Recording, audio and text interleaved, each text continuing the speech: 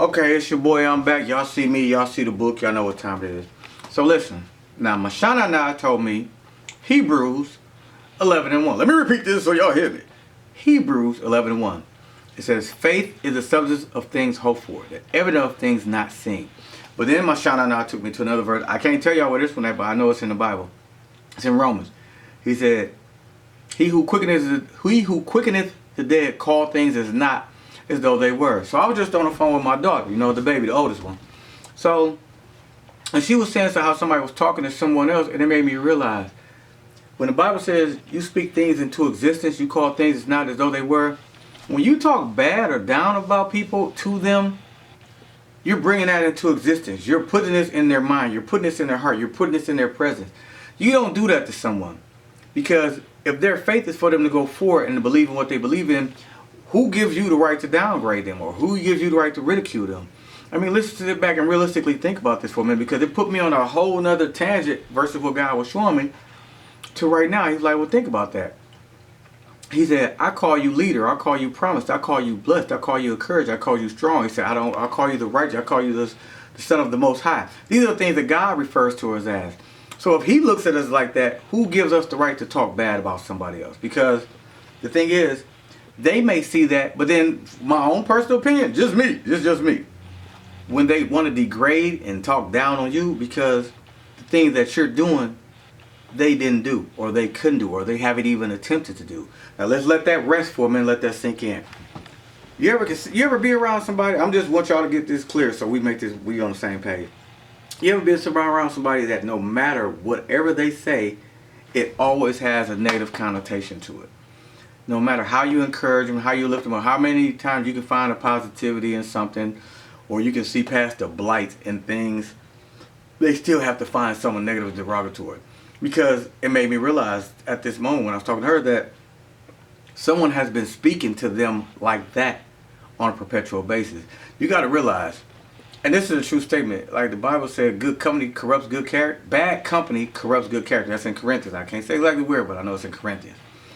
So in other words, what's the cliche? You are the company that you keep.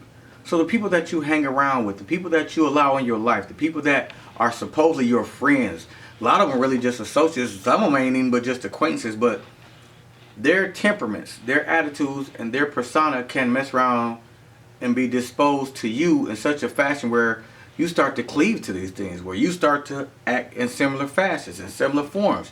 So let's go back to Hebrews 11:1.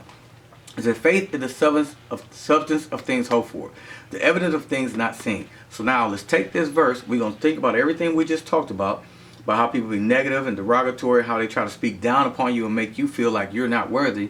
Well, if your faith is intact with God, what someone says or does won't matter. Because Griff always said this. Griff, that's what I call my mom. That's what I call it. She said, it's not what you're called, it's what you're answered to. Now slow down. Y'all wasn't ready for that. I'm going to repeat that because a lot of y'all wasn't ready. She said, it's not what you're called, it's what you answer to. So if people want to call you dumb, if people want to call you stupid, if you respond, you collectively just gave your power away to them and allowed them to make you that person. But if they say negative things, they say derogatory things, if they say, hey, you're not worthy, if you don't respond, then who are they talking to? Because the thing is, it takes two people to argue. So if someone's arguing and you never respond, they all by themselves, they all alone. I mean, you see so many different things going on right now in society where people want to do things to one another or try to make each other look bad or try to degrade somebody.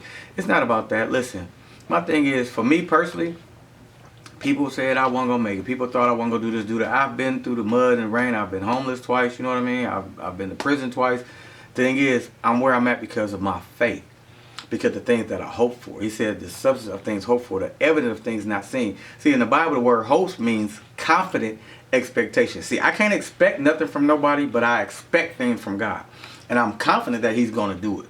So with that being said, with that being stated, I want y'all to sit back and collectively, sit back, chill, get a moment to yourself. You know, take a little woosah, let your shana get together. And look at what do you want to acquire. And then when you look at what you want to acquire and what you want to accomplish, say, okay, God, here, you give it to him. The thing is, when you give it to him, that don't mean you don't stop moving towards it. Because the Bible also says in James that faith without works is dead. So when you believe in him for something, you have to start going in that direction, towards it. Don't go for something or what somebody else tells you. Go towards what you gave to God. If you sow God, okay, you sow a seed in spirit and prayer. Okay, God, I'm looking for this house. You start adamantly looking for a house. You start working on your credit. You start putting money to the side, start saving. You start paying yourself. So when it's time to go get this house, he's going to provide you with the house you need. And everything else is taken care of by him. But you have to move in that direction. All I want y'all to know is this today, real simplistically, is that go to where you want to be in God. Go to where you want to be physically. Where do you want to be mentally? Where do you want to be spiritually, financially, emotionally? You go to that place. Don't worry what somebody says you can't do, or you won't make it, or you're not going to acquire it, or you're not going to accomplish it, because they not you. Don't put your downfalls or your blight on me. Don't put your plights on me. Don't put your negativity or your misconceptions of your life upon me. Don't let that happen. It ain't gonna happen. We rebuke that in the name. We gonna get rid of that. We ain't having that today, y'all. Okay. From now on, you speak over your life the way you want your life to be. You believe it, you look for it, you search for it, like you looking for gold. I mean, like you look for that paycheck at the end of the week. Like you go in there and you bust your butt at work to do what you need to do. Do what's needed, because through God, hey, all things are possible. Listen, it's your boy. I'm here. If y'all need, y'all know what it is. Like, subscribe, comment, and share. Like, subscribe, comment, and share. Ooh, y'all see, ooh, that shoulder went a little haywire right there. But listen, it's always love. Till next time, peace.